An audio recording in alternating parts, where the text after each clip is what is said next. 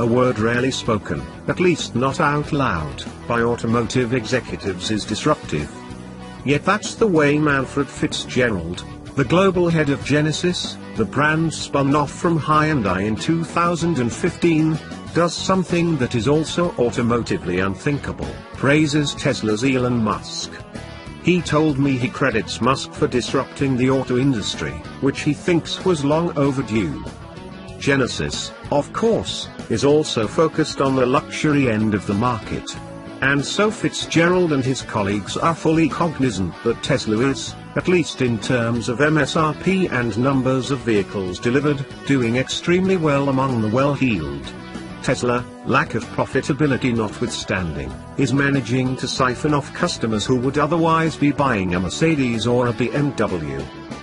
With the launch of the Genesis G80 Sport, the company is listing Mercedes, E-Class, and BMW 5 Series among its intended competitors, also the Audi A6, Lexus GS, and Cadillac CTS. Fitzgerald spent 12 years with Lamborghini, where, as director of brand and design, he helped broaden it beyond the maker of a handful of cars for a handful of customers.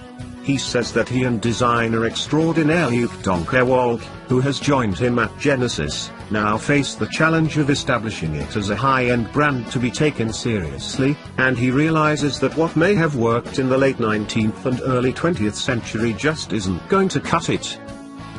The GV80 concept, a hydrogen-powered SUV, introduced at the New York Auto Show in April, seems to be in line with Fitzgerald's thinking, primarily because it's not simply a stylish, imposing SUV, but because with the fuel cell. And let's not lose sight of the fact that Hyundai is pursuing the commercial development of that technology. The GV80 represents, for now at least, something unavailable from the marks Genesis is going up against. Realize that Elon Musk wasn't disruptive in terms of design, but for taking what pretty much amounted to laptop batteries, attached in a way that seemed to be a short circuit waiting to happen, and transforming the array into what is now the battery system to beat.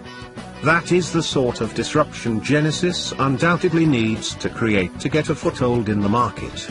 Perhaps the fuel cell will be such a play. Then there is the Tesla approach to retail, which isn't predicated on the franchise system that has long held sway in the US market. Genesis, which needs to establish some sort of network that goes beyond Hyundai showrooms, is probably eyeing some alternative approaches to getting its vehicles in consumers' garages.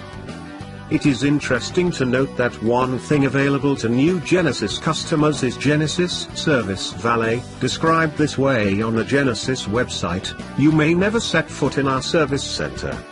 Complimentary for 3 years or 36,000 miles, we'll perform a remote diagnostic check, pick up your vehicle, send a courtesy replacement and return your Genesis when it's ready." Fitzgerald notes that visiting dealerships is a chore people have no time for or interest in doing. That said, there is no way Genesis is going to become the next Tesla.